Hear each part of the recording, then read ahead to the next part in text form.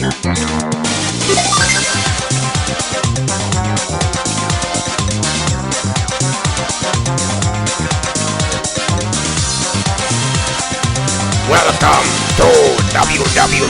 Wario. Hello people, this is me, the almighty Wario. Back to tell you that you have just been trolled. There's no video. Okay, bye. See ya. Okay, maybe there is. We are going to talk about something that really hit me in the childhood. Tiny milkshake. A milkshake exclusive to the Norwegian people. Seriously, look it up, it's delicious. But no, we could always talk about that, but we are looking into something else. Zelda, the franchise that I've grown to love more and more. And today I'll share some information about my top 3 favorite Zelda games. Wait, what? 3? Why not 4 or 5 or even 10? Well, as you might know, I've only got to play the 3D Zelda games, unfortunately. So making a top 5 list with 5 possible choices, yeah, you see where that is going. So here they are, my top 3 Zelda games. Starting off at number 3, we have...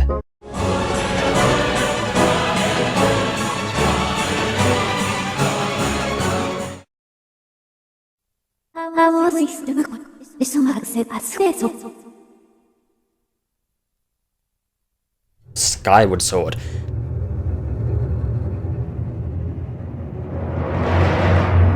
The first and so far only Zelda game to take full advantage of Nintendo's motion controls.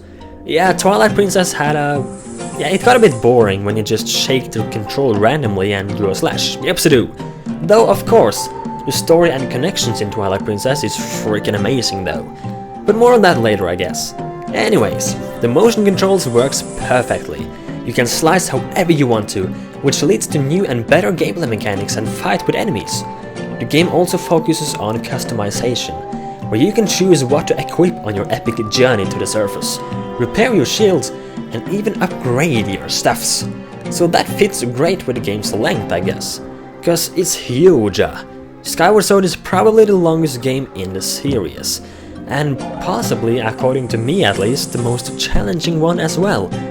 So as you can tell, I truly love Skyward Sword's gameplay, but that's not everything I love about this game. Let's not forget about the story, the great romantic history between the two main characters. Yeah, I'm talking Ghirahim and the mice here. Link and Zelda's relationship has never been so important as in this game. Previously it kind of felt like they were partners in the final battle against the bad guy. And that Zelda just was there, but meh. That was really about it. But here, there's truly a relationship between them, and I actually care about Zelda this time around. So taking into account that this is chronologically the first Zelda game, at least so far, the cutscenes in this game is just to fall in love with. The music, the dialogues, and the facial expressions really brings this game to life.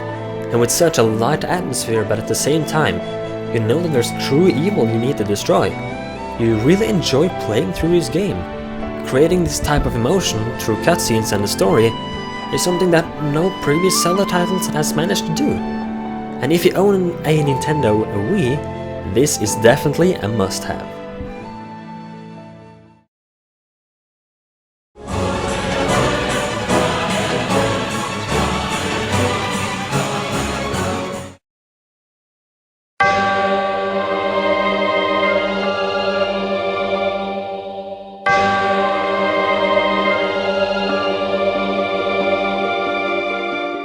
The Wind Waker, or more specifically, the Wind Waker HD. This game is good.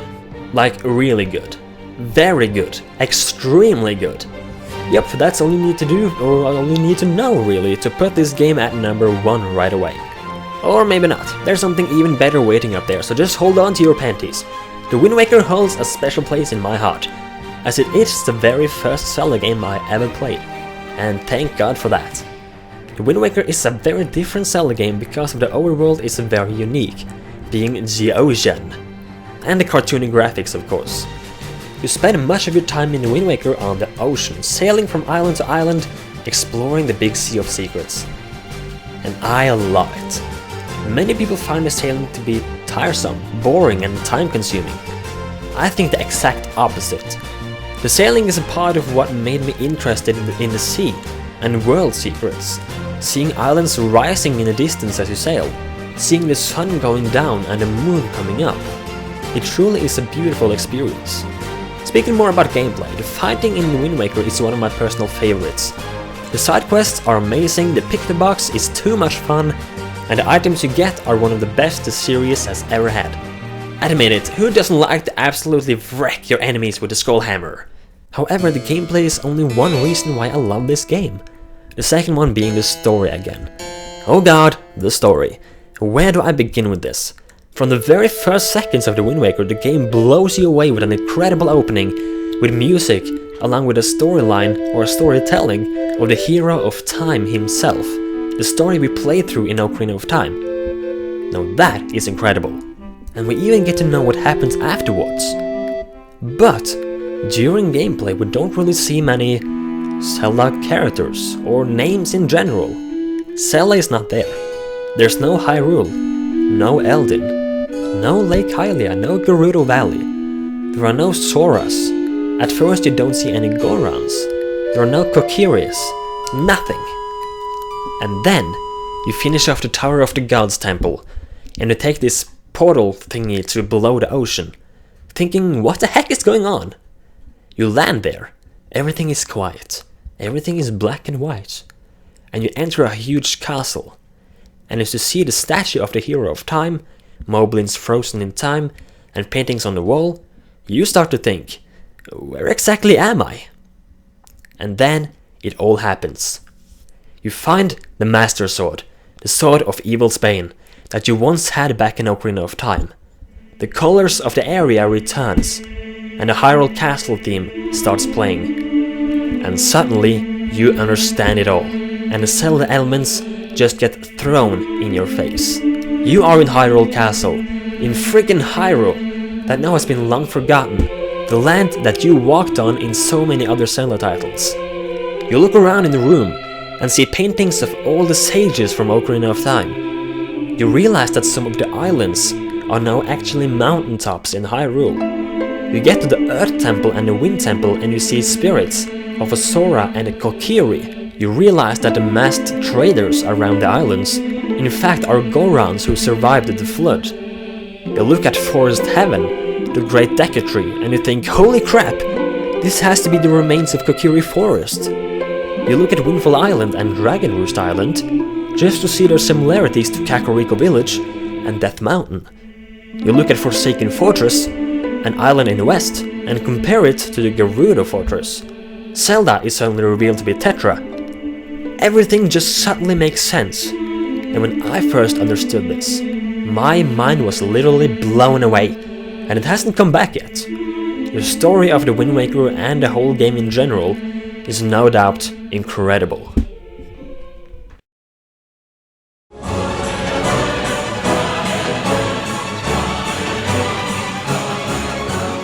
The first 3D Zelda game to ever be made is Ocarina of Time, the original storytelling of the hero of time himself, and some even say it's one of the best games ever made. However, my favorite Zelda game is Majora's Mask.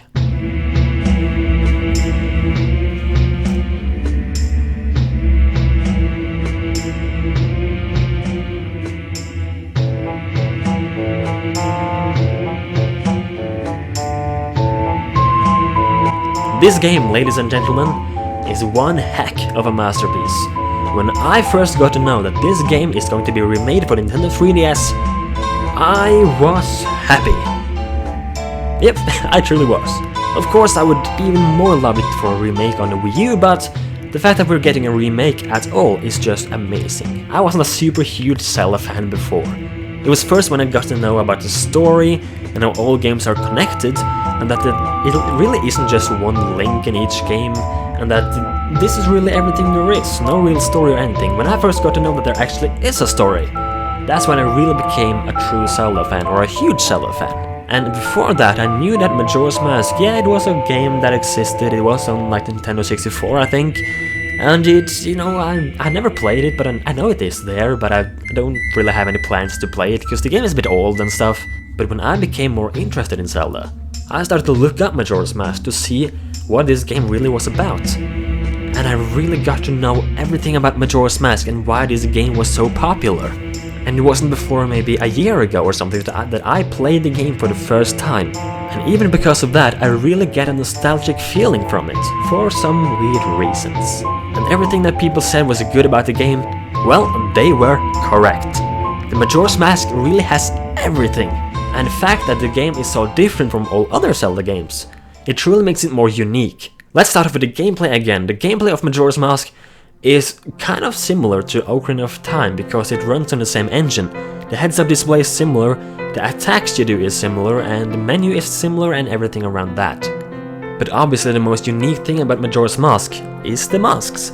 You have a whole lot of masks to collect, and Majora's Mask is really focused on side quests, because it is through the side quests that you get most of your masks. Most of them only really have one purpose.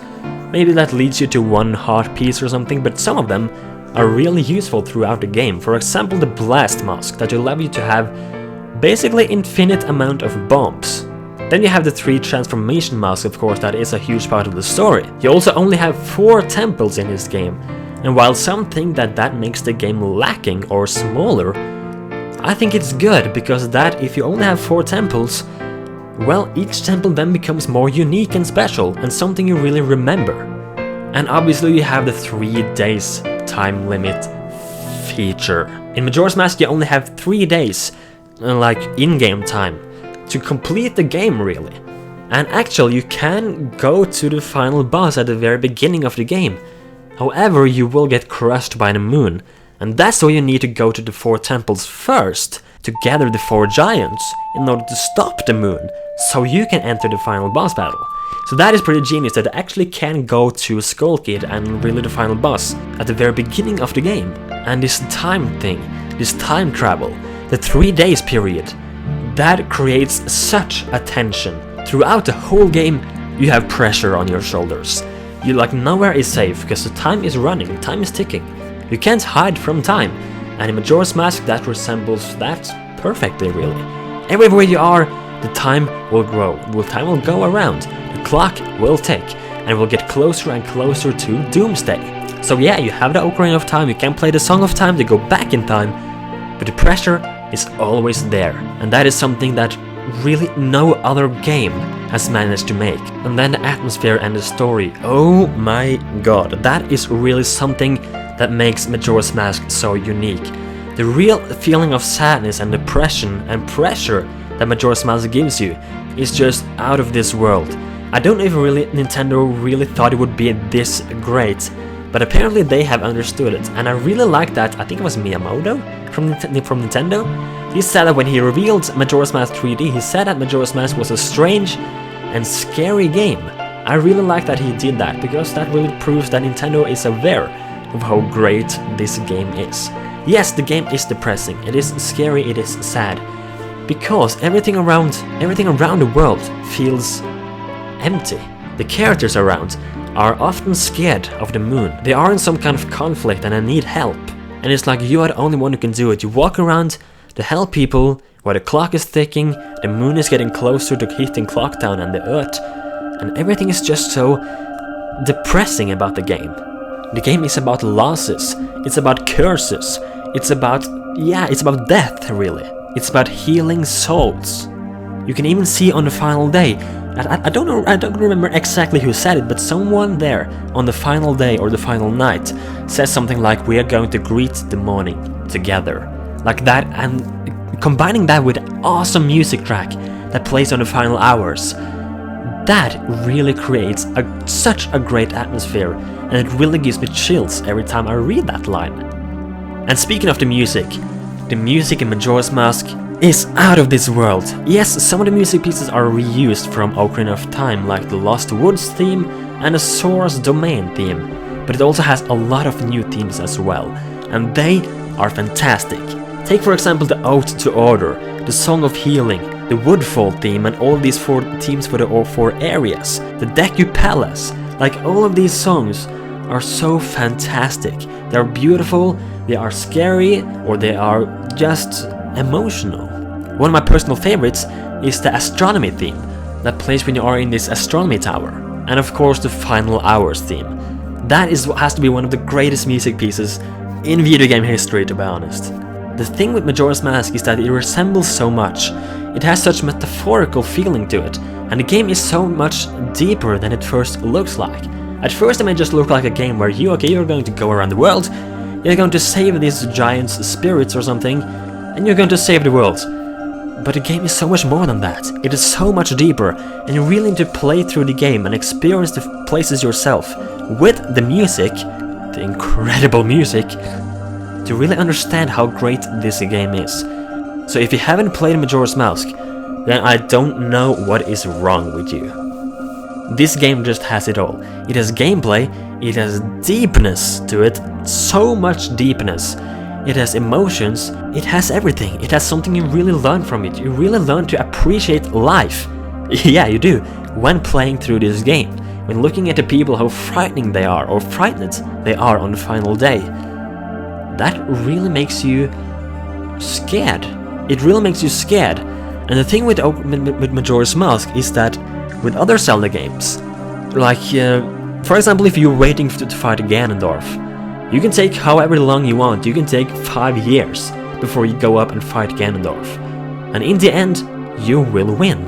But with Majora's Mask, you know that if the time runs out, everyone dies. Really, everyone is destroyed. Everyone dies, everything is destroyed, everything is just game over.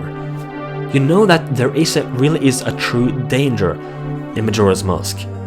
And that is why this game is so extremely great. It makes it feel more real. The danger here is more real. The emotions here are more real. And the conflict is more real.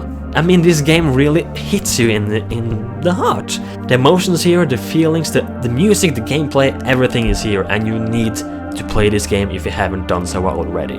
Hey guys, thank you so much for watching this video. What do you think of my list? Please post your list in the description. Not in the description? What the hell am I talking about? Post it in the comments below, guys, your list of favorite Zelda games.